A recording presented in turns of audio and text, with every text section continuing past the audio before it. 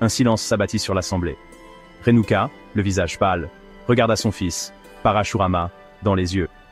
Il se tenait là, sa hache, son arme divine, brillant au soleil. Quelques instants auparavant, son père, le sage Jamadagni, lui avait ordonné de décapiter sa propre mère. L'accusation? Un bref instant de désir pour un autre homme. Parashurama n'était pas un homme ordinaire. Il était le 6e avatar de Vishnu, né pour débarrasser le monde du mal. Mais même pour un dieu, cette épreuve était incommensurable. Tuer sa propre mère, un péché impensable, insupportable. Pourtant, Parashurama était aussi l'incarnation de la piété filiale. La parole de son père était loi, son commandement, un décret divin. Le cœur lourd et la résolution inébranlable, Parashurama brandit la hache. Si cette vidéo vous parle, j'aimerais beaucoup connaître votre avis. Laissez-nous vos commentaires et abonnez-vous à notre chaîne. 1. La colère d'un dieu incarné. Parashurama n'était pas un brahmane ordinaire. Il était issu d'une lignée bénie par les dieux et les sages.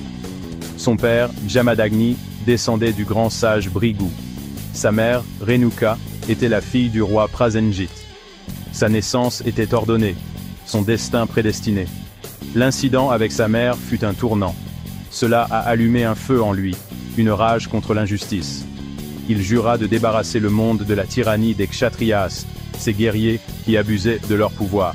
Sa hache, un cadeau de Shiva, devint le symbole de sa juste fureur. Il était une force de la nature, irrésistible, inflexible. Les rois tremblaient à son nom, les armées se dispersaient devant lui. Il était la colère de Vishnu déchaîné, l'incarnation du châtiment divin. 2. 21 générations de justice. L'histoire de Sahasrabhu, le roi aux 1000 bras, est à jamais liée à la légende de Parashurama. Sahasrabhu, ivre de pouvoir, osa voler la vache sacrée Kamadhenu de l'ashram de Jamadagni. Cet acte de sacrilège fut la goutte d'eau qui fit déborder le vase. Parashurama défia Sahasrabhu en duel. La terre trembla sous le poids de leur combat. Les flèches pleuvaient du ciel, chaque impact comme un éclair. Finalement, d'un seul coup, Parashurama trancha les 1000 bras du roi arrogant. Ce n'était pas seulement une bataille, mais une croisade. Parashurama fit le vœu de purifier la terre des Kshatriyas indignes. 21 fois, il fit le tour du monde, sa hache moissonnant une récolte sanglante. Les mers devinrent rouges du sang de ses ennemis. 3. Écho à travers les âges. La présence de Parashurama résonne à travers les âges, un fil conducteur constant dans la tapisserie de la mythologie hindoue. Il apparaît dans le Mahabharata en tant que maître de Drona, l'archer expert qui formera à la fois les Pandavas et les Kauravas. Il est le mentor de Bhishma, lui transmettant la connaissance de l'art de la guerre et du dharma. Il rencontre même Rama, un autre avatar de Vishnu, dans le Ramayana. Il défie Rama, mettant à l'épreuve sa force et sa détermination. Satisfait de la droiture de Rama, Parashurama reconnaît enfin son dessein divin.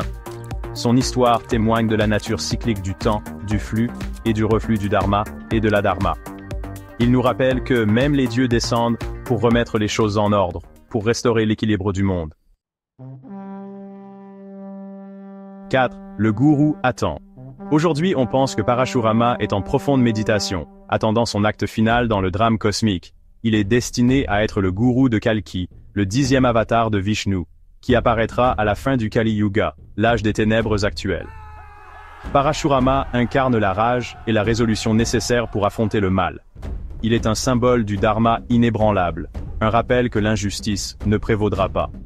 Il est le pont entre les ères, le gardien de la sagesse ancienne, attendant de guider le monde vers une nouvelle aube. Abonnez-vous à notre chaîne pour plus de voyages culturels et partagez-nous vos avis sur cette vidéo en commentaire.